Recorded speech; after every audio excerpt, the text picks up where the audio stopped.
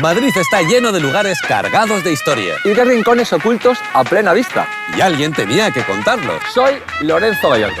Soy David Botello. Y esto es El Punto sobre la Historia.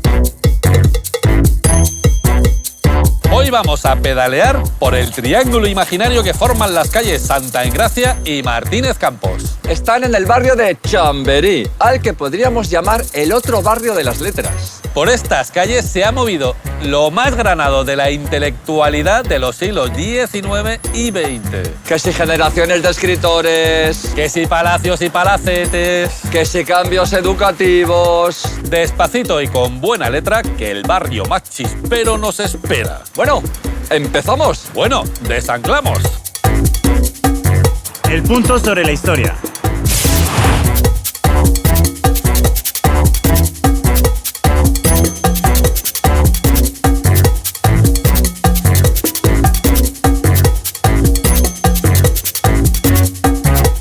Esta iglesia tan blanquecina, tan puntiaguda y tan neogótica es la iglesia de las Salesas de Nuestra Señora de la Visitación, también conocida como la iglesia de Chamberí. Aquí se casaron Manuel Altolaguirre y Concha Méndez, poetas y editores de la generación del 27.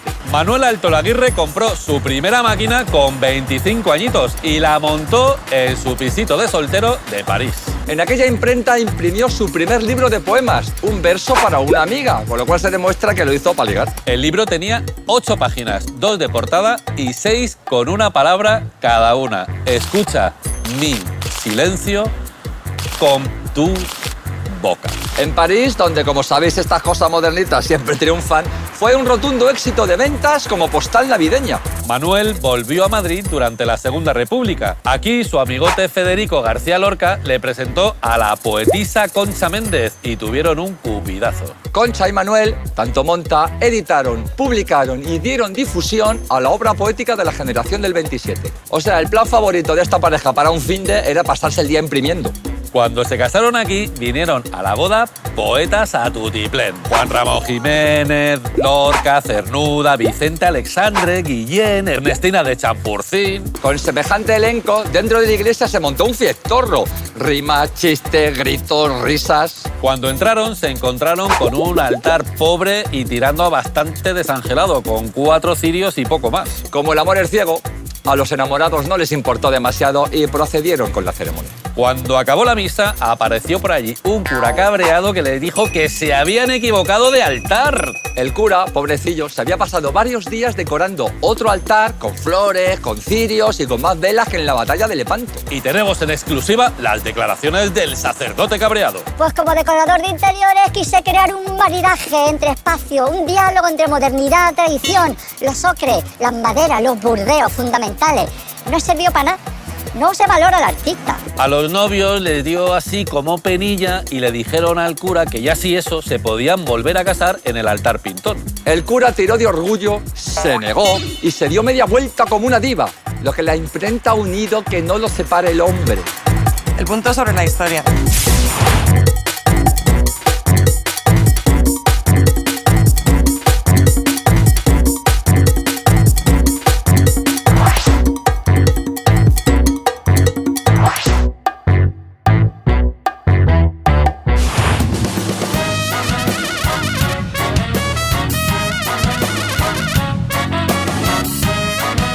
En un par de números de esta calle de Santa Engracia vivió el escritor don Ramón María del Valle Inclán. A esta manzana, concretamente en 1907, se mudó para vivir sus momentos más felices con su señora Josefina. El famoso escritor, ella actriz emergente. Josefina y Valle Inclán se conocieron gracias al teatro. Cuando se casaron, Valle Inclán dejó su vida de locuelo bohemio y se centró en sus escritos y en su intimidad. Josefina dejó su carrera de actriz, se centró en tener hijos y se volcó con su marido, administradora, secretaria, correctora, amiga. Con el tiempo se mudaron a Galicia, donde Josefina acabó un poquito ninonino de la azotea y ahí empezó el culebrón que podríamos llamar el caprichoso esperpento del Barbas y la Loca.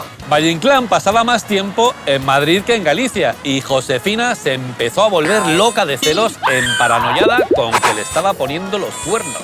Josefina le pidió a Clara Campoamor que fuera su abogada y le pidió el divorcio por abandono de hogar. La Campoamor venía de pelearse en el Congreso por la ley del divorcio y ya había divorciado a Concha Espina de Ramón Gómez de la Serna. Valle Inclán era un hombre muy religioso y muy familiar, y como no entendía que un juez pudiera separarle de su familia, no se presentó al juicio. El juez le dio la razón a Josefina, que divorciada y todo, se dedicó a hacerle la vida imposible a su ya exmarido. Un día a la puerta del Ateneo y sin meter provocación le escupió en la cara y salió corriendo, la muy ninonino. Escribía cartas a diestro y siniestro para llamarle Tenorio averiado, Don Juan trasnochado y otras lindezas. Lo mejor de todo es que Valle Inclán a estas alturas ya tenía 66 años y el hombre no estaba para nada. Cuando a Valle Inclán le dio por morirse, a Josefina se le pasó el odio. Empezó a cobrar derechos de autor y vivió el resto de su vida holgadamente. Unas palabritas para la señora Josefina Ninonino. Usted dejó las tablas, pero su vida fue un show. Valle Inclán es un punto.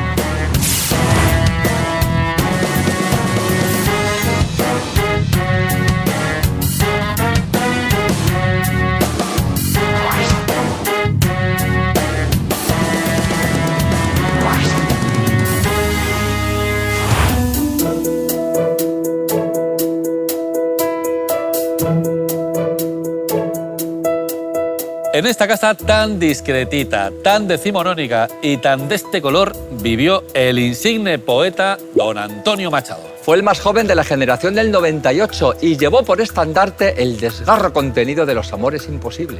Llegaron a decir de él que hablaba en verso y vivía en poesía. A ver, hablar en verso y tal, pues es mola, cool, pero le hace la vida un poquito más complicada a los demás.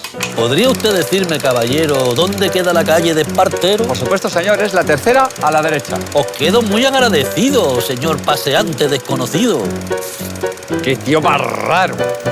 Nació en Sevilla, vivió en Madrid, estuvo un tiempo en Francia y acabó de profe en Soria. Allí conoció a Leonor, su musa, su carpe diem y su esposa. Un buen día, Leonor pilló la tuberculosis y se murió de repente. Machado escribió uno de los versos más tristes de la poesía española. Señor, ya me arrancaste lo que yo más quería. Machado se mudó a Segovia y estando allí le dieron un sillón en la Real Academia de la Lengua, seguramente muy cómodo, y que recibió con esta ilusión. Es un honor al cual no aspiré nunca. Casi me atrevería a decir que aspiré a no tenerlo, pero Dios da pañuelo a quien no tiene narices. Cuando acabó la guerra civil, se marchó al exilio francés. Murió en Coyure, donde sigue enterrado todavía. Antonio tenía la manía de llenar sus bolsillos de notas y papeluchos. Mira, en eso nos parecemos. Al morir, le encontraron en los bolsillos 3 notas. Una corrección de unos versos a Guiomar. Se canta lo que se pierde. Una notita con el to be or not to be de Shakespeare. Y su último verso, estos días azules y este sol de la infancia. No se nos ocurre mejor manera de homenajearle que seguir nuestra ruta porque... Caminante no hay camino, se hace camino al andar. The point of history.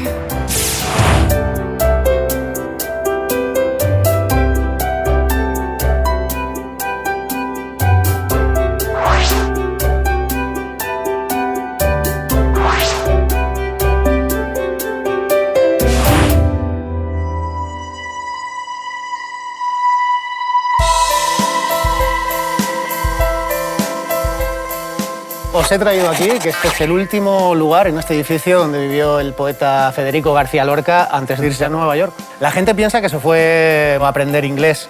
Sin embargo, dicen las malas lenguas que se fue tratando de huir de un amor que le tenía atormentado.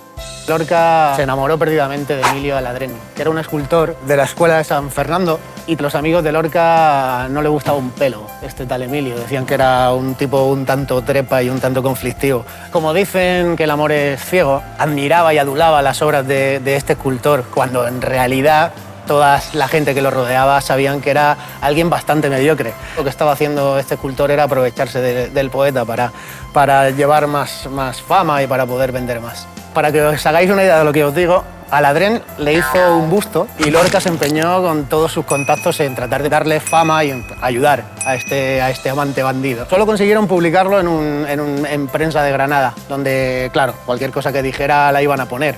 Después de todo lo que le ayudó, el cable que quiso echarle, resulta que le estaba poniendo lo que vienen siendo los cuernos. Ah, sí. Lorca se enteró y se quedó bastante malherido. Creo que entró en una depresión tremenda. Un antiguo profesor suyo, Fernando de los Ríos, lo invitó a irse a Nueva York, huir y tratar de olvidar a este chico. Llega a Nueva York y flipa de ver pues, edificios altos, tecnología, gente distinta. Y es ahí donde escribe Poeta en Nueva York, que es una obra de arte que se mantiene al paso de los años y creo que fue por eso, ¿no? Por esa impresión que da alguien de Granada llegar a Nueva York y mirar arriba y decir, madre del Señor. Esta obra, Poeta en Nueva York, no fue hasta el año 40 cuando lo editan y en el año 40 él ya no estaba vivo. Lo curioso de todo esto es que el señor Aladrén acabó siendo, digamos, el escultor de cabecera del franquismo, acabó haciéndole las esculturas a los mandatarios mayores. Y fíjate qué cosas más tristes, ¿no?, que pasan en la vida. Este hombre al final parece que vivió una vida bastante plena, rodeado de gente. Y fijaros, Lorca, que todos sabemos cómo terminó su vida, la de cosas que podía haber hecho el hombre, la de poemas relevantes e importantes que hubiesen cambiado la vida de mucha gente y hubiese escrito si no hubiese tenido ese final. Era como mi nombre de mi disco, Dual, porque era capaz de escribir poesía, era capaz de escribir obras de teatro. Y yo creo que al final tenía bastante de funambulista, porque es el tipo que camina por un alambre, jugándose la vida, tratando de mantener el equilibrio. La historia es un punto.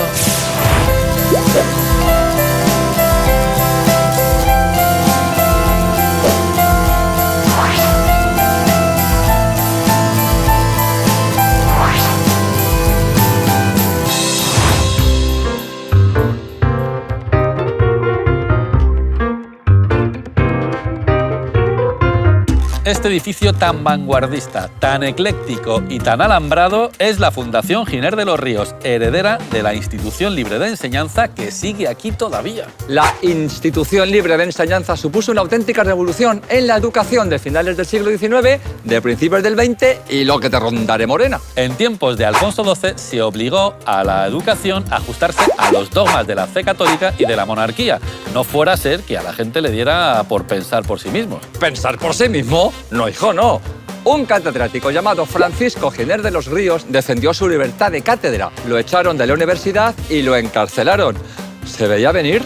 Cuando salió de la cárcel salió con las pilas cargadas y un plan revolucionario, montarse su propio centro educativo, privado y laico. La institución quería formar a personas útiles para la sociedad, fomentando el pensamiento crítico y la gimnasia. Mucho taller, mucho aire libre, mucho movimiento, poco libro y mucho jabón y agua. Lo importante era motivar, fomentar la curiosidad de los niños. Si veis en la escuela niños quietos, callados, que ni ríen ni alborotan, es que están muertos.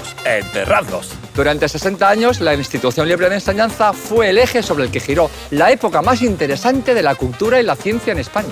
De una manera o de otra, por aquí pasaron Leopoldo Balas Clarín, Emilia Pardo Bazán, Benito Pérez Galdós, José Ortega y Gasset, Santiago Ramón y Cajal, Gregorio Marañón, Manuel de Falla, Menéndez Pidal, los hermanos Machado, Joaquín Sorolla, Ramón María del Valle Inclán, Juan Ramón Jiménez, Miguel de Unamuno, Federico García Lorca, Salvador Dalí, Luis Buñuel, Severo Ochoa, Pedro Salinas y muchos más. Cuando acabó la Guerra Civil, se confiscaron todos los bienes de la Institución Libre de Enseñanza y cerró durante unos añitos. Su espíritu sobrevive entre estas paredes y nosotros queremos creer que también sobrevive en cada profesor que ejerce su profesión con pasión.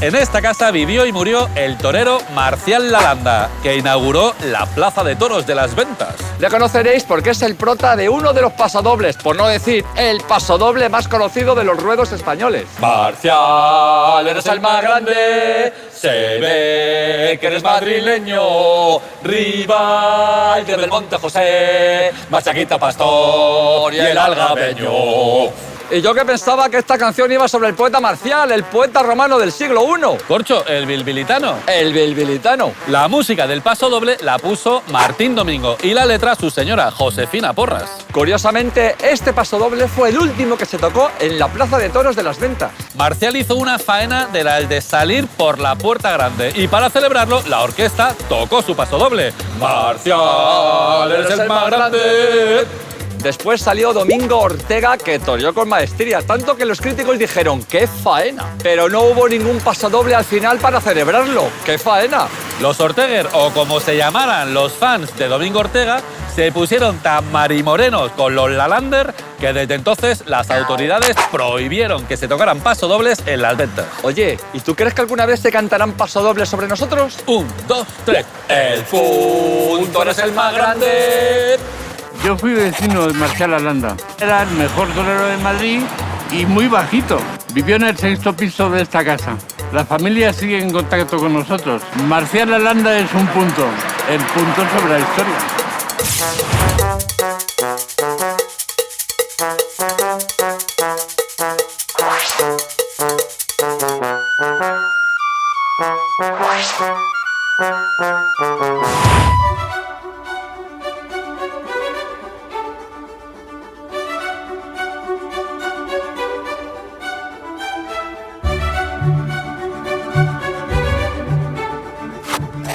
Estamos en el Museo Sorolla. Este museo fue la casa de este pintor valenciano. De muy niño empezó a pintar, de hecho ingresó en la Escuela de Artes y Oficios de Valencia y luego de ahí saltó a la Academia de Bellas Artes de San Carlos y de ahí a venga a pintar, venga a pintar, venga a pintar, venga a pintar hasta que se murió.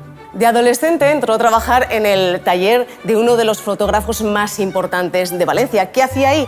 Pues empezó a colorear fotografías. Este hecho le cambió la vida.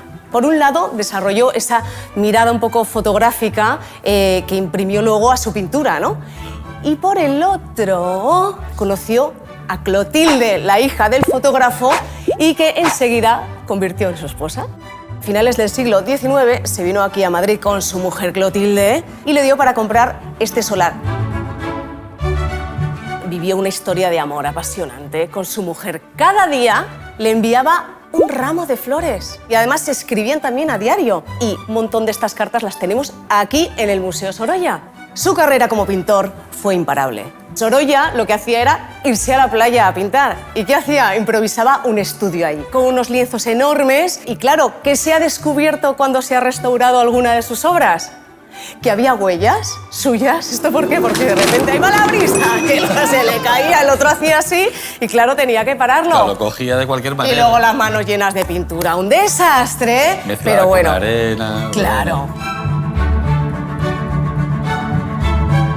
Cuando os digo que Sorolla pintaba, es que pintaba. A lo largo de su vida fue capaz de realizar casi 5.000 cuadros. ¡5.000 cuadros! Él pintaba desde que se levantaba hasta que se acostaba. O sea, vivía para pintar. Es que casi no hacía otra cosa. Bueno, le escribía cartas a Clotilde. Eso que no se nos olvide. Lo único que logró apartarle de sus pinceles fue un ictus que sufrió a los 57 años y 3 años después pues fallecía y nos dejó un legado, pues eso, ¿de cuántos cuadros hemos dicho? 5.000 cuadros. Gran parte de su obra podemos admirarla en este museo que es maravilloso, uno de mis rincones favoritos. Invito a todo el mundo que venga aquí y descubra, si no lo conoce ya, a este pintor que mandaba flores a su mujer. El Museo Sorolla es un punto.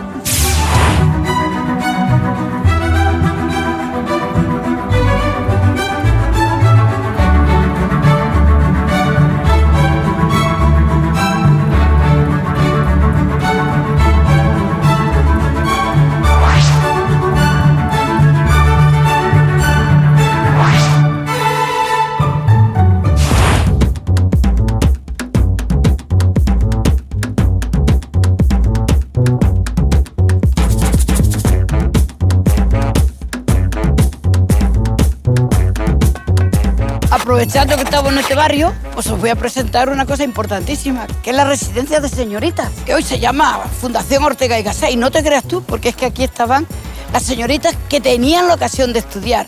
Esto empezó la residencia de estudiantes para los chicos.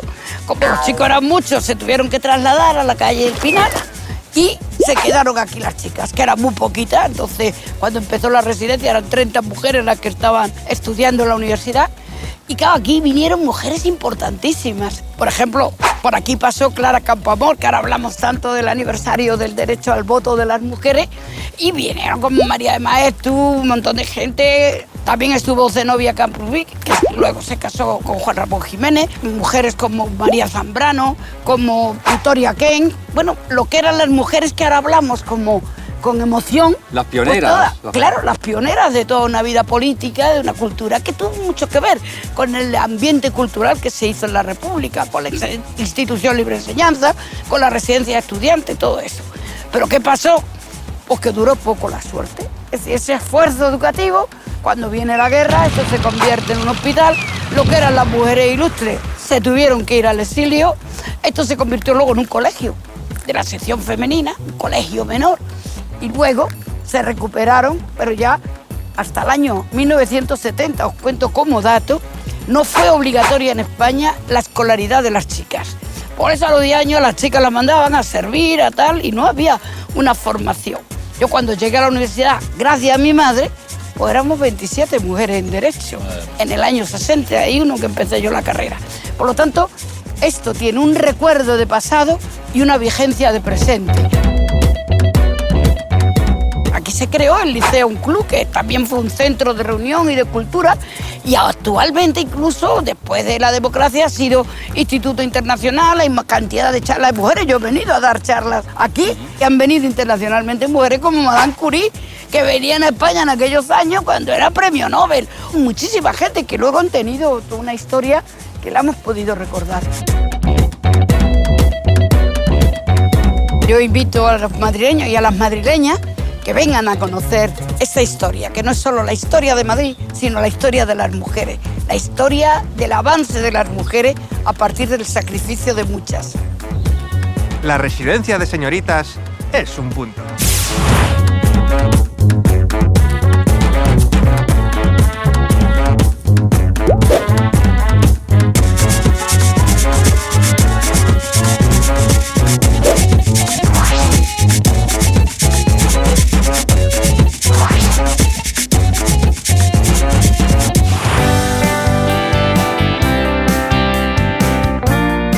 Este edificio tan como mola es la sede del Defensor del Pueblo, antiguo Palacio de Bermejillo, de los Bermejillo de toda la vida. Cuenta la leyenda que el marqués era jugador y una mala noche, que la tiene cualquiera, se jugó el palacio a las cartas y lo perdió. También dicen que esa misma noche se subió a la segunda planta de este palacio, se encerró en su habitación, dijo, de aquí no me saca nadie, y se pegó un tiro en la cabeza con todo éxito. Y dicen que el marqués no ha dejado del todo este lugar. Hay quien dice que algunas noches todavía se escucha al fantasma del marqués deambulando por este palacio. Durante la Guerra Civil, para proteger el palacio, los nuevos dueños se lo cedieron a la República de Checoslovaquia.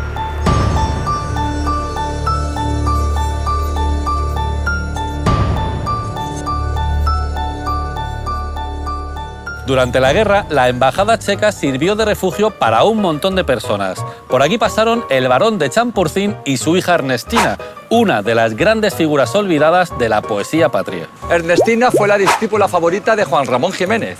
Atención, no lo perdáis, tenemos en exclusiva un robado posado pactado del poeta. ¡Qué sensibilidad! ¡Qué manera de usar la metáfora! ¡Qué sentido crítico! Esta chica llegará lejos. Ernestina era de las que no se perdían una tertulia y los chicos de la generación del 27 la trataba, pero vamos, de igual a igual. Fue una de las promotoras del Liceum Club de Mujeres y se pasó la vida, dale que te pego, defendiendo sus ideales liberales de igualdad.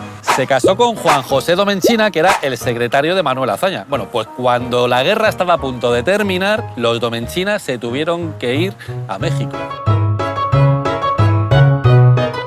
En el exilio dejó de escribir, se dedicó a traducir textos y se reencontró con la religión católica, con un misticismo que muy pocos supieron entender. Ernestina volvió a España en los años 70.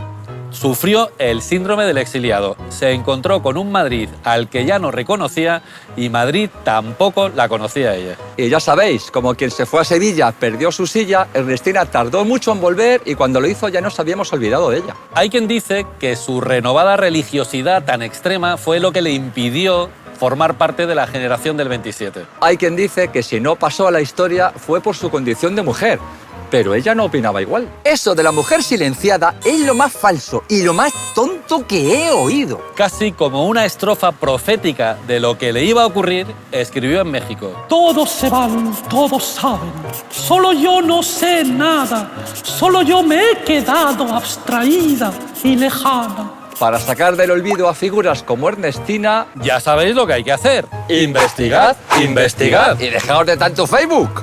El punto sobre la historia.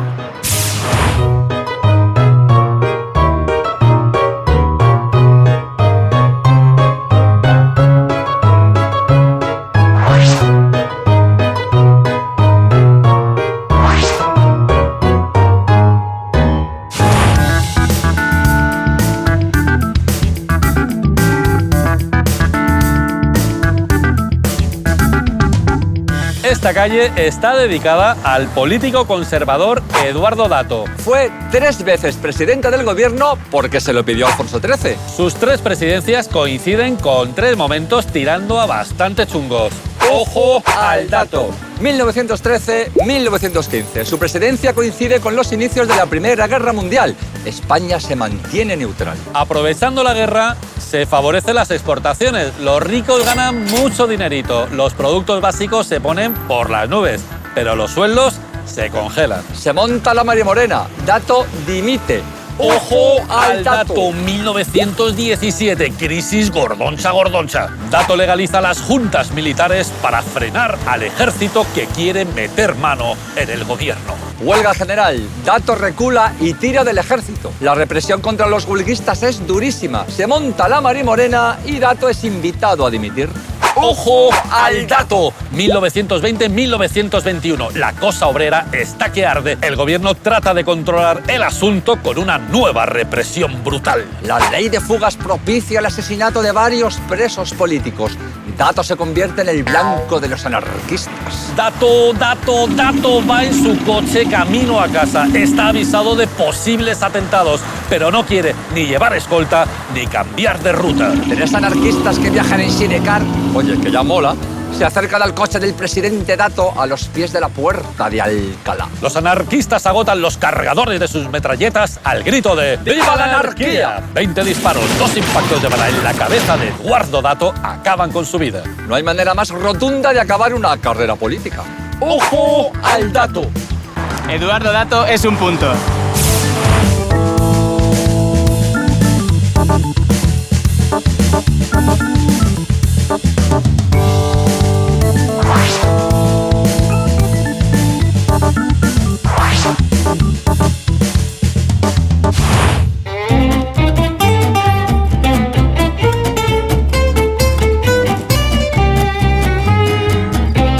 Este palacete tan naif, tan rosa y tan international es la sede del Instituto Internacional. Otro de los grandes hitos, de los grandes hitos de la historia de la educación femenina en el siglo XIX. Lo fundaron William y Alice Gulick, que eran estadounidenses y misioneros protestantes. Como la Constitución de 1869, la de Prin, reconocía la libertad de culto, los Gulick se vinieron arriba y se vinieron a Madrid. Pretendían ayudar a que la sociedad española avanzase un poquito. Pretendían ayudar a mejorar la educación de las mujeres y de paso pretendían predicar su religión protestante. Lo que pasa es que la cosa constitucional no era tan así como la pintaban y para poder comprarse este terrenito les obligaron a renunciar a su fe protestante.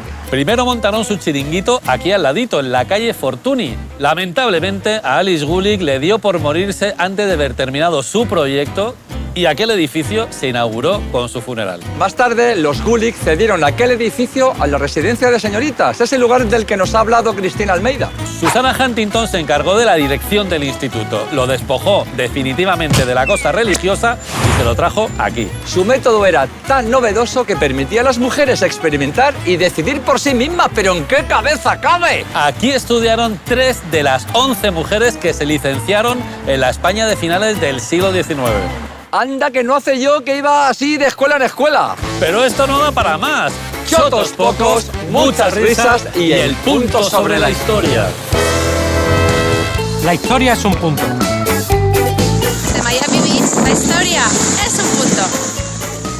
Desde Budapest, un saludo para todo el equipo del Punto sobre la Historia.